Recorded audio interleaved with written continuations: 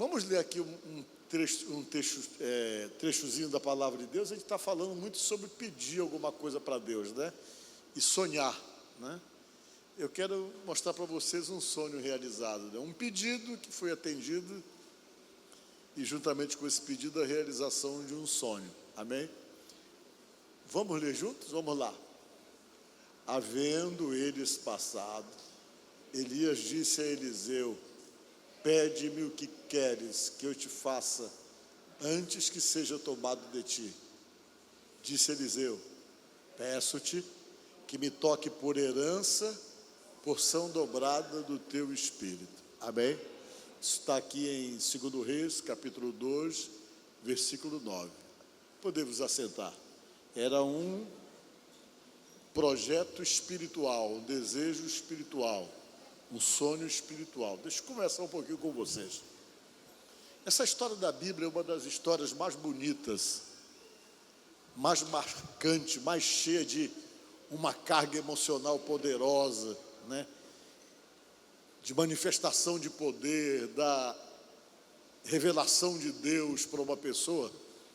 E eu quero dizer para você que está aqui desta noite, que essas coisas que a gente lê sobre o passado, que revelam um Deus assim tão poderoso, tão presente, tão cheio de atitude, é alguma coisa que é muito característico do nosso Deus, que não é algo que está preso no passado, alguma coisa que só pode ter acontecido naquela época e que Deus não se manifesta mais desse jeito, porque eu digo para vocês que Deus continua se manifestando com o mesmo poder, continua sendo o mesmo Deus atencioso como Ele é, o mesmo realizador de sonhos, o mesmo Deus que pretende seguir com você nas suas jornadas, nos seus objetivos, naquilo que você realmente busca através dessa fé, dessa crença que está no seu coração.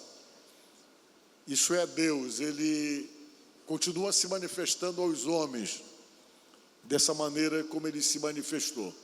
Ele não mudou nunca e nem vai mudar. Talvez a nossa fé tenha mudado muito, mas Ele não. Ele continua sendo o mesmo, pelo menos a palavra de Deus nos afirma e nos garante sobre isso. Mas vejam bem, existia um profeta que Deus levantou, e esse profeta que Deus levantou, ele precisava ser do jeito que ele era, ele tinha um temperamento forte. Penso num homem de um temperamento forte.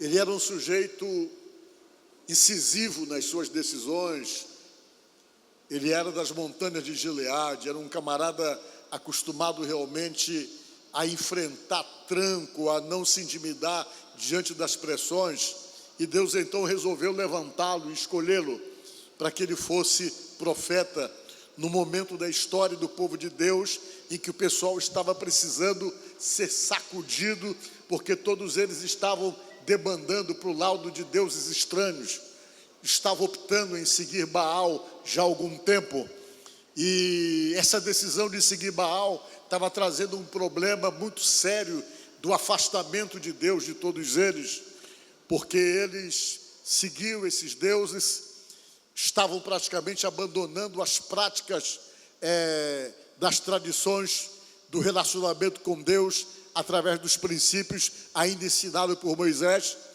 E Deus então estava muito triste, mas Deus, antes de tomar qualquer atitude drástica, atitude mais dura, Ele acha por bem usar da diplomacia, Ele esgota a diplomacia. Ele conversa, Ele tolera, Ele tenta nos convencer, Ele tenta mostrar para nós. Ele não tem prazer de tomar aquelas atitudes mais drásticas que às vezes podem nos marcar profundamente. Antes Ele tenta reverter a situação através do convencimento, tentando nos convencer a tomar atitudes diferentes. E Deus insistiu. Ele usou esse profeta chamado Elias. O Elias insistia, mas o pessoal estava determinado, porque estava muito bem influenciado. O rei, que era um homem que mandava em toda aquela nação, estava totalmente comprometido com outros deuses, porque ele se casou com uma mulher que adorava outros deuses, e ela conseguiu influenciá-lo de tal maneira que ele começou também a influenciar a nação toda. E Deus então resolveu tomar a atitude, que era a atitude praticamente última, definitiva, antes de tomar uma decisão mais dura. Resolveu usar esse profeta durão, chamado Elias, para falar com o rei. Ele chegou lá e falou com o rei. E disse para o rei o seguinte: olha, rei, diante de tudo que está acontecendo, o que vai agora acontecer com a nação é que enquanto você não vê meu rosto, eu não vai chover nem cair orvalho sobre a terra, vai ficar tudo seco. Ele saiu dali e foi para um ribeiro, o ribeiro de Queirite. E lá ele tentou ficar realmente algum tempo. Os corvos iam trazer alimento para ele. Eu aprendi esses dias que uma das razões pelas quais Deus mandava os corvos levar carne para ele era porque ninguém ia no lugar onde ele estava, porque geralmente os corvos iam onde tinha carniça. E como ele estava num determinado lugar, não precisava ser descoberto, as pessoas viam aquelas aves descendo para lá, mas não imaginariam que estavam levando alimento para ele, para o profeta. E ele ficou lá no ribeiro um tempo, depois ele saiu dali e foi procurar um lugar para ficar. E diz a palavra de Deus que ele acabou chegando em Serepta, no Líbano. Ele chegou lá em Serepta, no Líbano, e encontrou uma viúva, a viúva de Serepta. Já estava seco, todo mundo não tinha mais comida para comer, estava faltando tudo, não chovia sobre a terra. O rei estava indignado, procurando ele por todos os lugares, não conseguia achá-lo. E o Elias chegou na casa dessa mulher que morava no Líbano, em Serepta. E quando ele chegou lá, ele encontrou aquela mulher magra, esquálida, passando fome. Ele se aproximou dela e fez uma pergunta: o que é que você tem aí para comer? Ele perguntou para ela. Ela disse: aqui em casa a gente só tem um pouquinho de azeite e um pouquinho de farinha. Eu estou colhendo aqui uns gravetos, ele falou. Esses gravetos eu vou fazer um fogozinho, vou assar essa farinha e vou fazer e vou comer com meu filho e vou esperar morrer, porque não tem mais nada para comer. E ele estava com fome. Ele disse: é mesmo?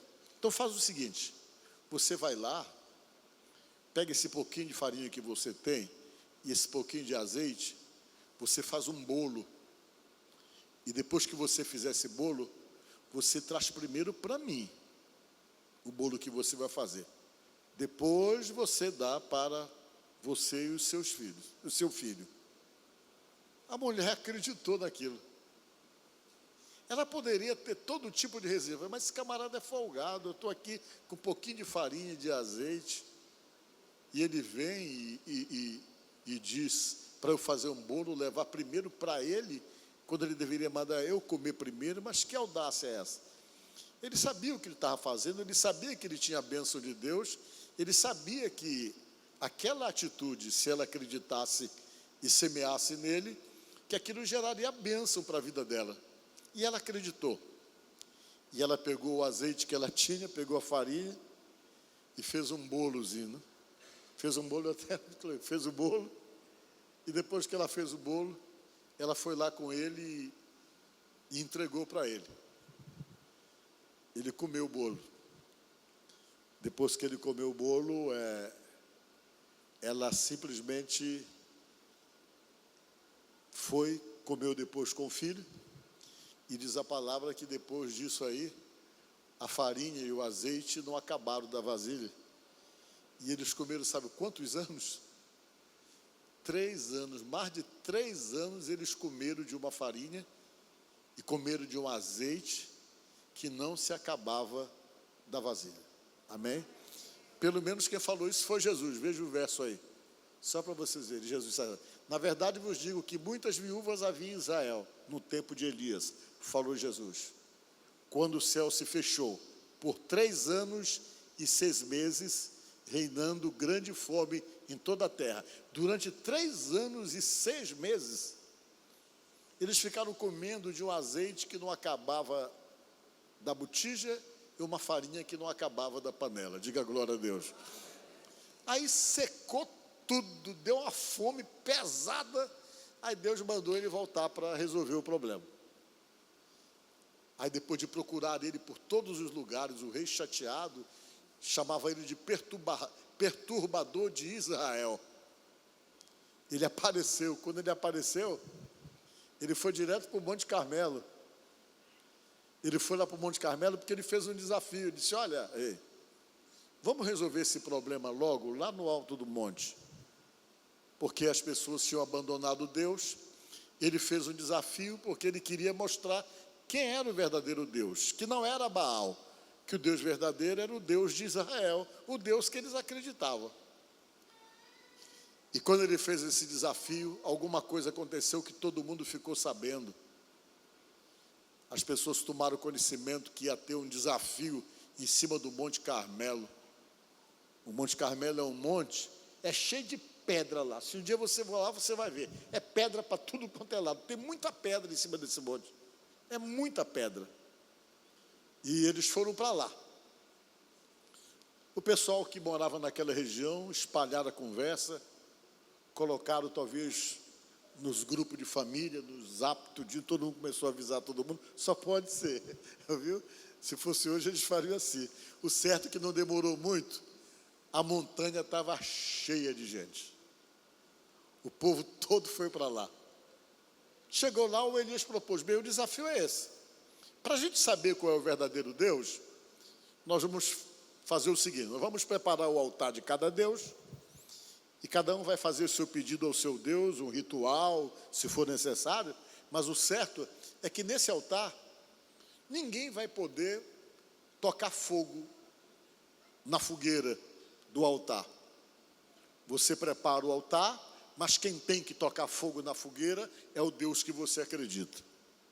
O pessoal topou o desafio, e diz a Bíblia que o pessoal do Deus Baal prepararam lá o altar e levaram para lá 450 profetas falsos, os sacerdotes baalins, que foram para lá, 450. E lá eles começaram a clamar para... clamar para que o Baal mandasse fogo dos céus. Eles começaram o ritual de manhã, rodavam em volta do altar: Baal manda fogo, Baal manda fogo. Eles começaram a pedir, nada do fogo cair. Eles já estavam esgotados de tanto pedir que o Baal, o Deus dele, mandasse fogo, mas nada do fogo chegar. Já era quase meio-dia, e diz a palavra de Deus que o Elias ficou do lado, esperando a vez dele, e ele ainda tirava onda com os falsos profetas de Baal, dizendo assim: clame mais alto, quem sabe o Deus de vocês não está dormindo. Ele falava assim: quem sabe o Deus de vocês não saiu para fazer uma viagem, então clame mais alto para ver se ele manda fogo para vocês. Ele ficou lá tirando onda com todo mundo, o pessoal já estava com certeza passado, chateado com ele, e ele simplesmente debochando de tudo aquilo, porque ele tinha consciência e sabia que só existe um verdadeiro Deus, que é o Deus de Israel, o Deus de Abraão, de Isaac e de Jacó. E ele ficava: clame mais alto, gritem. E o pessoal começou a pedir. Chegou o momento que eles começaram a se autoflagelar para ver se chamava a atenção do Deus deles. Eles se cortavam e começaram então a criar uma situação de flagelo, daquela situação de rodar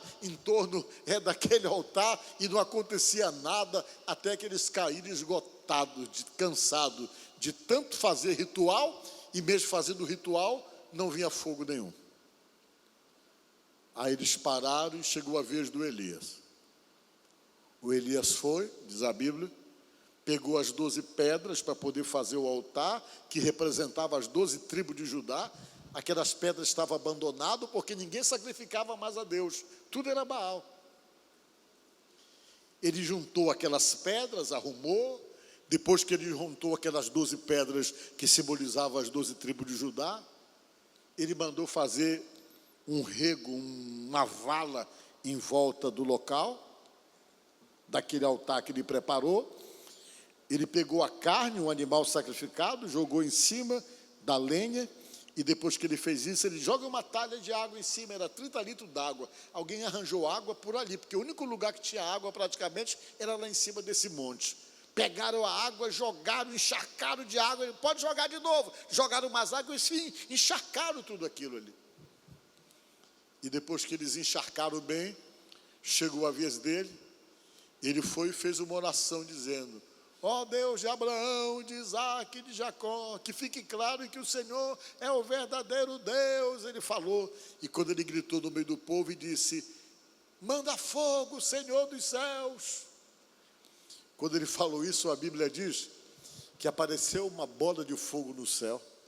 Essa bola de fogo desceu do céu e veio e caiu em cima do altar e queimou o altar. Ainda diz assim a Bíblia que o fogo lambeu aquele rego que tinha água e queimou e consumiu tudo aquilo.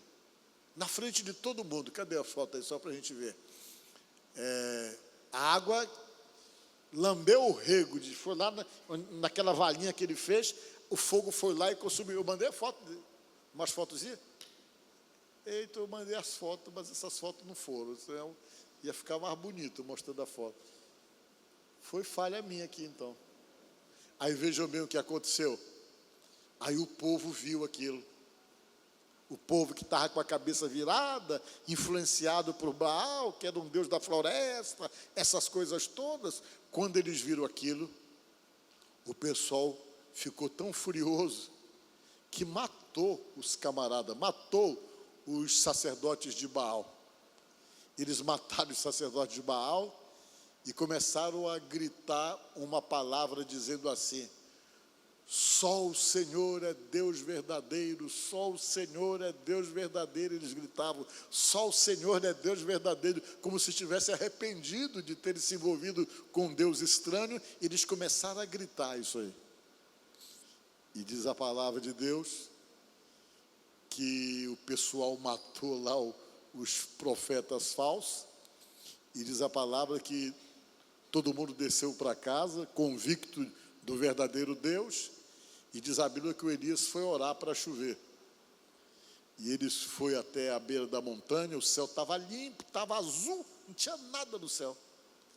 Ele começou a orar. E diz a Bíblia que ele orou a primeira vez, não aconteceu nada. Orou a segunda vez, não aconteceu nada. E nesse intervalo, o rei Acabe desceu na carruagem e foi embora para casa. E orou a quarta vez, não aconteceu nada. Orou a quinta vez, não aconteceu nada. A sexta vez, não aconteceu nada. E na sexta vez, ele deu uma parada e disse para o garoto dele, o ajudante dele: Geazi, vai lá na beira da montanha e vê se tu vê alguma nuvem. O garoto foi, olhou e disse: olha, a única nuvem que tem é uma nuvem do tamanho de a mão de uma pessoa. É uma nuvem muito pequena. Ele disse: pois é, então manda todo mundo correr que vai chover. Ele foi, colocou a cabeça entre as pernas e começou a orar. Ele orou pela 7ª vez. Quando ele estava orando, que ele acabou de orar, caiu um temporal que não caía, uma chuva que não caía há 3 anos e 6 meses. Ela caiu com toda a violência, começou a cair aquela chuva. Ele saiu correndo, que passou da carruagem do rei Acabe. Ele chegou na cidade primeiro. Quando ele chegou lá, ele estava esgotado e ele estava com aquela sensação de dever cumprido, feliz, porque ele tinha conseguido realmente ser usado para que se manifestasse a glória de Deus numa situação de incredulidade, de resistência de um povo influenciado por outros deuses que não era o verdadeiro Deus. Foi assim apoteótico, foi uma manifestação de poder extraordinária, foi alguma coisa que impactou todo mundo. Só não impactou a mulher do Acabe, que o nome dela era Jezabel. Chegaram com ela e disseram: Jezabel, tu nem sabe, ó. Aquele profeta foi lá e fez fogo cair dos céus, e o pessoal se revoltou e mataram os teus sacerdotes todinho. Ela disse: o quê, pá? Quer dizer que ele fez isso, a mulher era muito valente. Ela não era fácil também. Pois amanhã ele vai ver se eu não vou matar ele. Pois ele vai morrer. E diz a palavra de Deus que não deu outra. Ele simplesmente ficou com medo dela, deixou o garoto dele do lugar e fugiu e entrou num estado de depressão com medo dessa mulher. Ele sabia quem era a mulher, ele entrou em estado de depressão, começou a ter aquele sentimento de abandono, começou a se sentir solitário, sozinho, e saiu sem rumo, tentando ir para algum lugar e tentando fugir da mulher.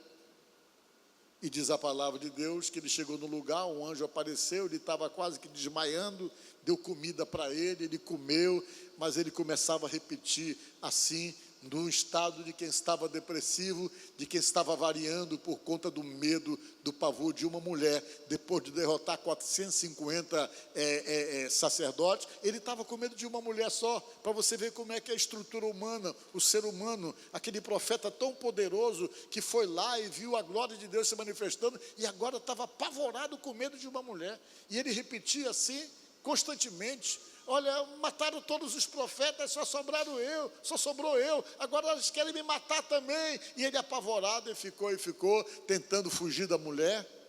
E o certo é que ele resolveu ir para o Monte Horebe, que ficava a 800 quilômetros de onde ele estava. Ele passou andando a pé 40 dias e 40 noites para poder chegar no Monte Horebe. E quando ele chegou lá no Monte Horebe, ele chegou em estado depressivo. Ele entrou numa caverna e disse: Deus, tu vai ter que falar comigo para me dizer o que é que eu tenho que fazer. Eu tenho que ver o que é que eu vou fazer. Ele estava para se acabar. Quando Deus viu ele lá na caverna, Deus olhou: Elias, o que é que tu está fazendo aqui, rapaz? Está fazendo o que aqui? Ele disse: mataram todos os teus profetas, só sobrou eu, agora querem matar a mim também. E ele querendo que Deus falasse com ele, mas antes ele estava querendo que Deus falasse, da cabeça dele, Deus ia falar de uma maneira estrondosa, espalhafatosa, da maneira talvez como era a avaliação dele daquilo que seria o poder. Deus fez vir um tremor, não se manifestou. A Bíblia diz que Deus fez vir um fogo e tal, também não se manifestou. Quando tudo ficou calmo, foi que Deus se manifestou. Na calmaria que Deus chegou e disse: Elias, o que é que tu está fazendo aqui? Foi que ele falou: mataram os profetas, só sobrou eu. Deus disse: olha, deixa de ser bobo. Você está se achando muito, achando que só você sobrou. Não. Tem muito mais gente lá que é do meu lado, disse Deus. Existem 7.000 joelhos que não se dobraram diante de Baal. Tenho 3.500 pessoas lá que não se venderam, que não estão com esse Deus, não. Você não está sozinho, rapaz. Você vai voltar. Deus despertou ele. Ele estava fugindo. Você volta. Eu vou dar para você, você vai ungir a espada do Jeú, que é o camarada que vai fazer justiça nessa situação toda, e depois você vai lá, em Abel Meolá, você vai ungir um rapazinho que tem lá.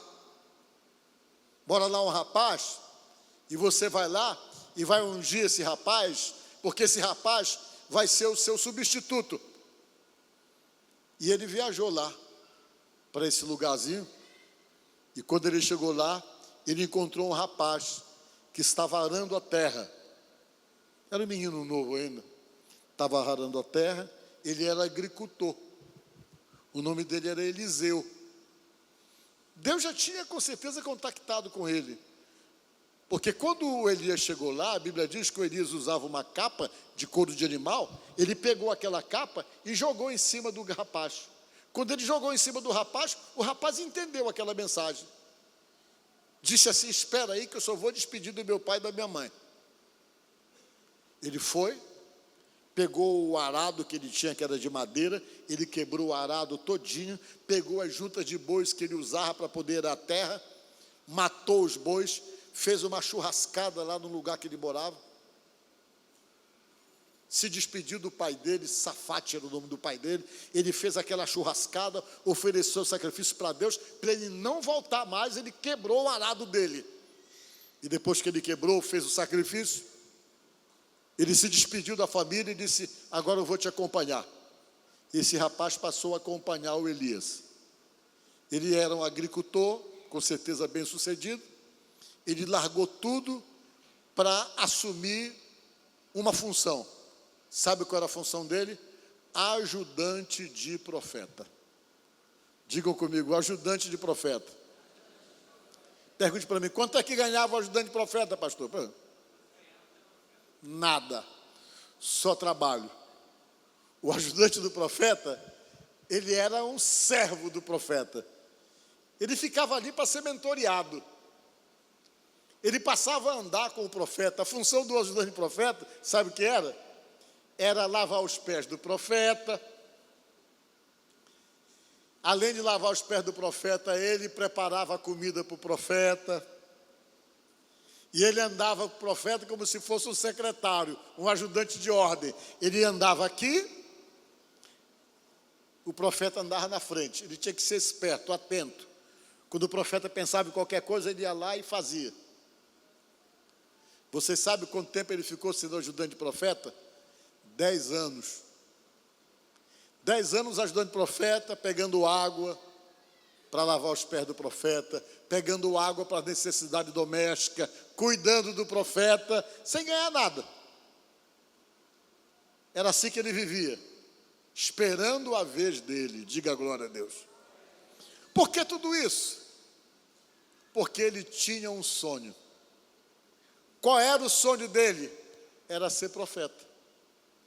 E dentro desse processo, desse acompanhamento, acontecia o mentoreamento. Se o sujeito fosse submetido, se o sujeito fosse realmente humilde, se o sujeito reconhecesse a autoridade daquele que estava sobre ele, automaticamente Deus daria para ele praticamente a sucessão daquilo que estava dando para um dele, para aquele que estava liderando.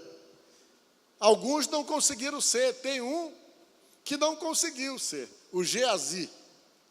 Eu falei Geazi agora com Elias, mas não era o Geazi. Geazi foi o ajudante do Eliseu. O Geazi, por exemplo, o Geazi não conseguiu, ele, por causa de uma ganância, ele acabou sendo, atropelou tudinho e se atrapalhou. Não conseguiu obter o resultado. Aí vejam bem o que aconteceu. Vejam bem o que aconteceu. Ele ficou 10 anos seguindo, aprendendo, sendo mentoreado. Quando foi um dia, Deus falou com Elias assim: Elias, eu vou te levar. Você vai ser um camarada que não vai morrer, não vai passar nem pela morte. Eu vou te arrebatar, vivo mesmo, você vai ser levado. Todo mundo sabia disso. A escola de profetas, o pessoal que realmente queria ser profeta, sabiam dessa história. E o Eliseu sabia também.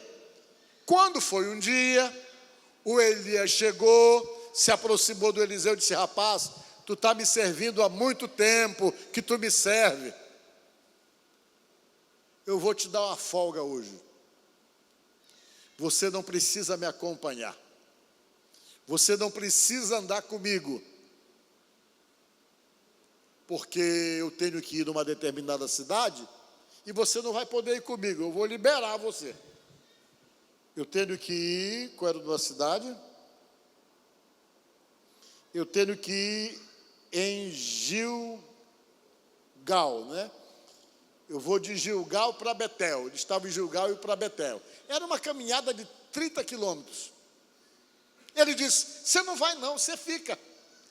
Ele disse: não, mas eu quero ir. Ele falou: não, mas você está liberado, você trabalha comigo direto, hoje eu estou dando folga para você. Não, eu vou com o senhor. Assim como vive o senhor e vive a sua alma, eu não vou deixar o senhor sozinho, eu vou com o senhor.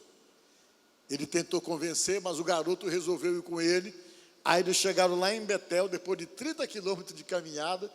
Quando chegou lá em Betel, que quer dizer casa de Deus, o Elias disse: bem, agora aqui em Betel você fica, aqui você não vai comigo não, você vai ficar em Betel, porque agora eu tenho que ir lá em Jericó. E de Betel para Jericó era 20 quilômetros, uma caminhada daqui para São José de Ribamar. E você não precisa ir não, você fica aqui, porque eu vou sozinho. Ele: não, eu vou junto. Eu não vou largar do senhor agora. Estou 10 anos lhe acompanhando e vou lhe largar agora. Não, eu vou atrás do senhor. Aí eles chegaram em Jericó. Quando chegou em Jericó, 20 quilômetros depois, ele parou e disse: não, mas aqui você fica, porque daqui eu tenho que ir lá no Jordão, você não vai comigo não. Estou liberando você. O Eliseu: eu não vou te largar, assim como vive o Senhor e como vive a minha alma. E ele resolveu ir. O Elias: Você sabe o que vai acontecer comigo, não sabe? O garoto disse: eu sei. Eu sei que o Senhor vai levar você, vai arrebatar você. Eu estou sabendo já. Todo mundo sabia. Ele disse: é mesmo, né? Poxa vida, você me serviu há tanto tempo. Faz um pedido aí para mim. Qual é o pedido que você vai fazer para mim? Peça o que você quer. Irmãos, é aí que está o detalhe. O que você faria? O que você pediria na atual conjuntura da tua vida agora? Você ia se preocupar com a sua vida espiritual? Ou você teria alguma preocupação ligada a algum benefício material? Geralmente, quase todos os nossos pedidos, eles estão diretamente associados com necessidades passageiras, necessidades, às vezes, materiais, e às vezes outras necessidades bem temporais, alguma coisa bem do tempo assim. Quase nunca a gente se preocupa com a vida espiritual da gente. Imagine vocês que a vida espiritual, ela determina um bocado de coisas em nosso benefício. Às vezes um pedido acertado, quando você realmente tem aquela decisão assertiva para poder pedir alguma coisa no sentido espiritual, às vezes daquele pedido espiritual pode vir junto uma série de outras necessidades supridas. O que foi que Jesus falou? Buscai, pois, em primeiro lugar o reino de Deus e a sua justiça, e todas as demais coisas vos serão acrescentadas. Diga glória a Deus. O que ele está dizendo aqui? Que quando você se preocupa com o lado espiritual da vida, que você se preocupa realmente em ser uma pessoa melhor, comprometida com os ensinamentos de Deus, que você chega: meu Deus, eu quero que tu me ajude a viver melhor, a ser mais obediente, a estar mais comprometido, que há em você esse tipo de preocupação.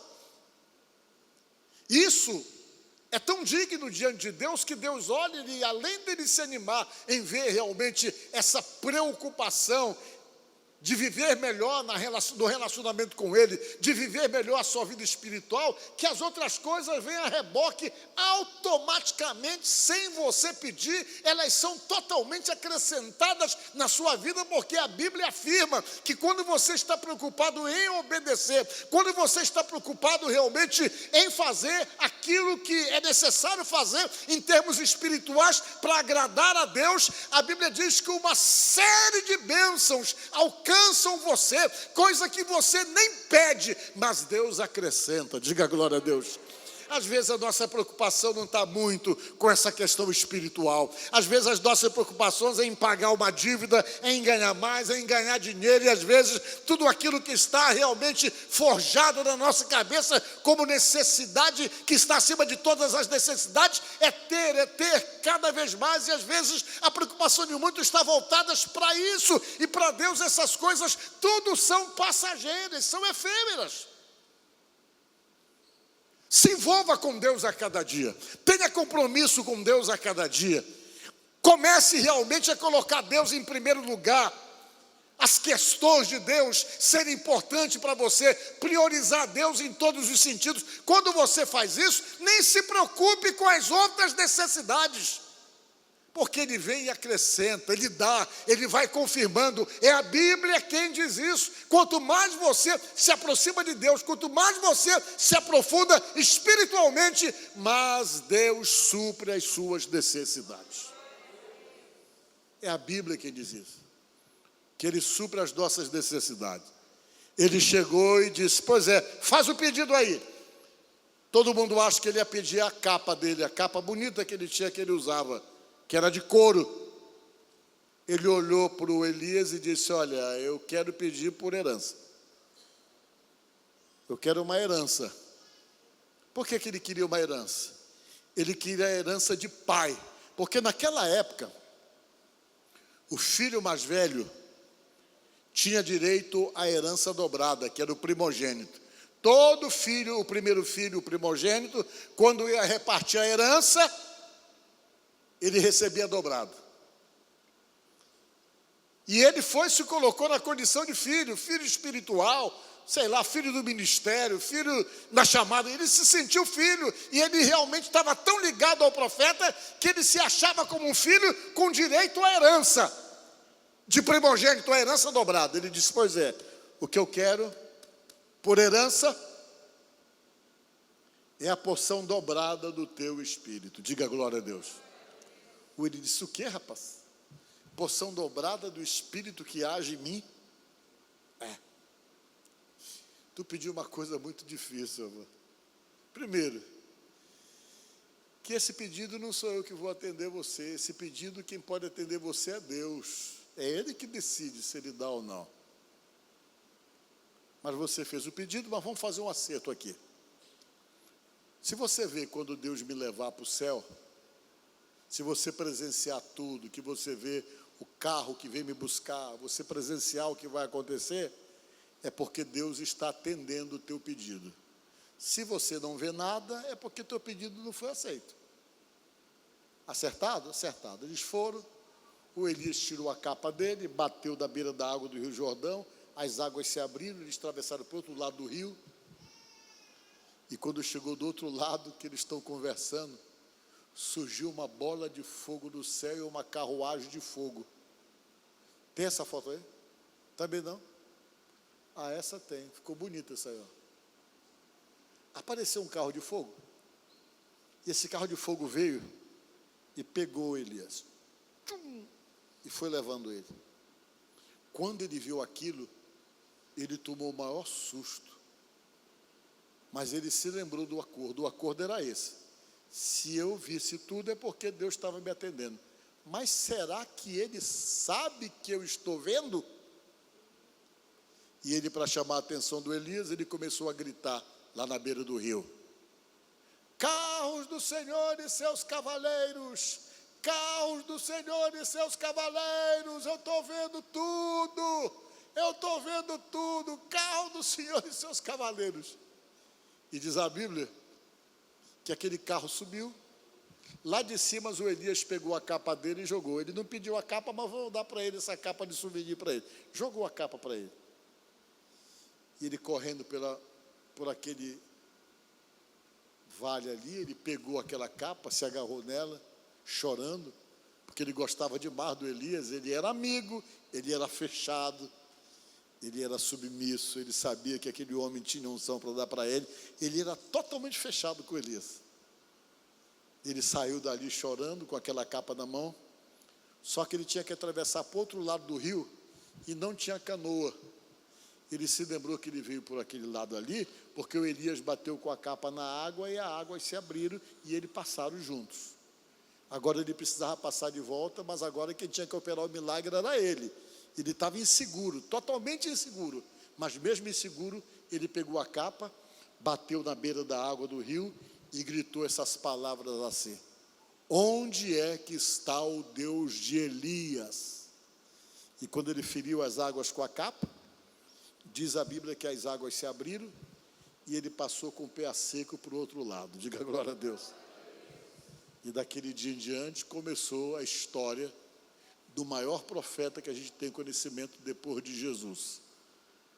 Nunca alguém operou, fora Jesus, mais milagre do que ele. Ele foi o homem que mais operou milagres. Deus usava ele de uma maneira sobrenatural. Ele ressuscitou mortos, ele multiplicou pães, ele orou para sair o veneno de uma panela, e o veneno sumiu. Ele orou e um machado flutuou no rio. Ele fazia cada coisa extraordinária. Só quem operou mais milagre do que ele foi o Senhor Jesus Cristo. E esse homem se tornou o profeta Eliseu, um profeta poderoso, usado por Deus, que fez um pedido que era um projeto pessoal, um projeto de vida dele, ser um profeta. E na hora de pedir, o que ele pediu foi totalmente espiritual. E aquele pedido espiritual veio para ele de uma forma dobrada, de uma ação sobrenatural que agia na vida do profeta que ele servia. Diga glória a Deus. Essa para mim é uma das histórias mais bonitas da Bíblia. Meus irmãos, o que é que eu estou tentando dizer para vocês, contando essa história que muitos de vocês conhecem? É que você pode ter um chamado de Deus e nem está sabendo. Às vezes Deus está nos chamando para muito mais do que aquilo que nós nos programamos para viver. Sempre assim. A Bíblia diz que Ele dá além daquilo que pedimos ou pensamos, conforme o seu poder que opera em nós. Diga glória a Deus. Vê aí, Mateus, esse verso. O Deus, sempre que Ele vai te responder alguma coisa, ou te dar alguma coisa, Ele sempre dá mais do que você pede. Sempre dá mais do que você pede, baseado no poder que está agindo em você. Então, nesta noite, tenha sensibilidade para saber o que Deus está querendo de você. Você não está aqui por acaso, você não está aqui para passar tempo, você está aqui porque você acredita em Deus.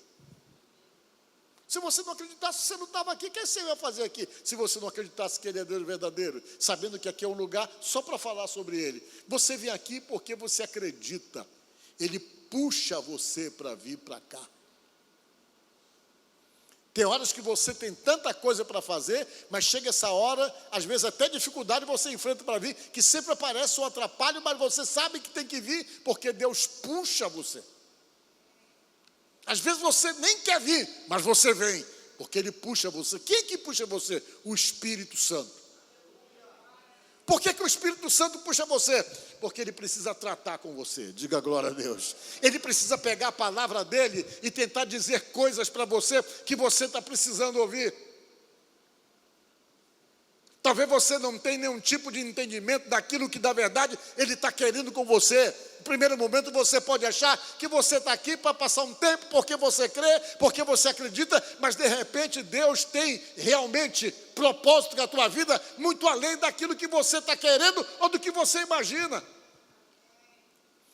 Eliseu não sabia de nada, ou sabia, ele estava lá, quando ele viu o profeta Elias chegar lá, na mesma hora ele entendeu, Deus tem alguma coisa e quer alguma coisa comigo. Ele se submeteu ao que Deus queria e se tornou um grande profeta. Olha como é que Deus age. Ora, aquele que é poderoso para fazer infinitamente mais do tudo quanto que pedimos ou pensamos, conforme o seu poder que opera em nós. Ele pode realmente fazer por você, além daquilo que você está pensando, além daquilo que você está pedindo. Por quê? Porque no dia em que Ele te tocou, que você se sentiu tocado por Ele, que você talvez, quem sabe, tentou resistir e não está entendendo muita coisa, mas Ele tocou em você, porque Ele tem com você coisas que você nem imagina, e na medida que esse poder dEle vai se aperfeiçoando em você, Ele vai te mostrando o que é que Ele está querendo de você. Vocês estão entendendo, irmãos? O que é que Deus quer contigo? Eu não sei, mas eu posso garantir a você que você não está aqui por acaso.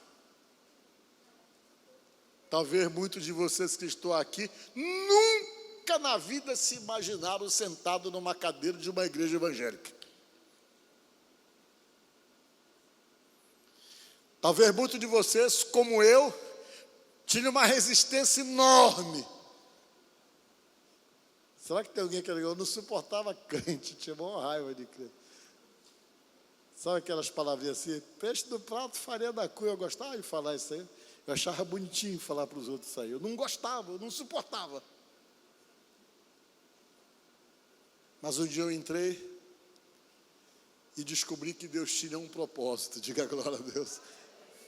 Ele tem um propósito contigo. Faça o seu pedido do jeito que você quiser pedir, porque é justo. Jesus mandou pedir. Pedir faz parte. Agradecer é importante também. Mas pedir faz parte também. Senão Ele não mandava a gente pedir. Senão Jesus não dizia, pedir, dá-se-vos-á, buscar. Ele não falaria isso. Mas mais do que pedir, diga para Deus assim, Senhor, eu estou aqui. Faz do jeito que Tu quiser. Eis-me aqui. O que o Senhor tem para fazer na minha vida, faça, porque eu estou pronto para fazer aquilo que o Senhor quer. Diga glória a Deus. Tem um pastor, eu não sei nem se ele já faleceu. Esse pastor, o nome dele era Altair, lá em Curitiba.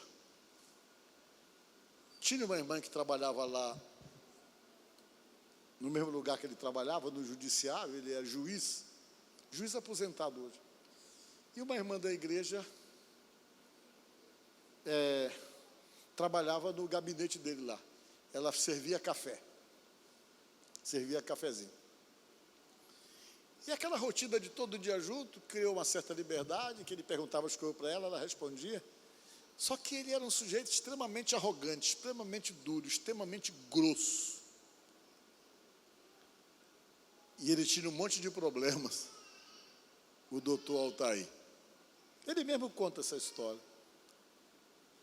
E quando ele estava mesmo amargo, ela chegava com ele: doutor Altair, eu trouxe o seu café aqui. Mas vou lhe dizer uma coisa, doutor Altair, o que é que você vai falar? O senhor precisa de Jesus, tome o seu café. Ele: põe esse daqui para fora, falava para ela, expulsar ele. Ele com um monte de problema em casa. Os problemas seríssimos dele que fazia ele chegar no estresse mais maluco do mundo. E a única pessoa que tinha coragem de falar alguma coisa para ele era ela. Ela vinha na maior mansidão e dizia: não adianta, o senhor pode fugir por onde o senhor quiser fugir, mas Deus tem um propósito com o senhor. Ele ficava irado, ficava irritado, porque Deus falava com ela que Deus tinha um propósito com ele. Uma certa ocasião, no auge da dificuldade dele, ele pediu para ir na igreja quadrangular lá de Curitiba. Ele foi, encontrou Jesus, se converteu. E quando ele tomou essa decisão, ele saiu lá do magistrado, foi estudar e se tornou pastor. E conta essa história sempre, a história dele. Por que eu estou dizendo para você? Quando Deus quer falar com você, você pode ser durão, mas Ele fala. Se você não ouvir o que Ele fala aqui, se você tapar o ouvido para o que Ele quer falar, Ele é capaz de falar através de uma jumenta para você. Mas Ele fala. Você lembra daquela passagem da Bíblia? Que o Balaão insistiu, e a jumenta ali resistindo a ele. Deus, quando quer falar, Ele fala. E talvez nesta noite, Ele está falando com muita gente aqui. Você talvez o que é que Deus quer de mim? Pergunte para Ele. E dentro do seu projeto de vida, diga: Senhor, eis-me aqui. O que o Senhor quer comigo? Espera, que Ele vai dizer o que é que Ele quer com você. Amém? Que Deus te abençoe. Amém. Tem mais um versozinho para terminar. Eu acho que é Hebreus. Se hoje ouvires a voz do Espírito Santo, não endureçais o vosso coração. Se hoje você sentir que Deus está falando contigo, vai para casa depois: Senhor, o que é que o Senhor quer comigo? Pergunta para Deus. Por que o Senhor me chamou? Por que eu estou indo lá na igreja? Pergunta para Ele. Porque às vezes é atendendo o que Ele quer que muita coisa se resolve na vida da gente. Amém? Que Deus te abençoe. Assim, pois, como diz o Espírito Santo, hoje, se ouvides a sua voz, não endureçais o vosso coração, como foi na provocação da tentação do deserto. Veja a mesma coisa. Então, quando Deus fala com ele, que você começa a ficar: meu Deus, o que é que Deus está querendo? Espera, porque Deus vai mostrar o que é que Ele quer. Amém?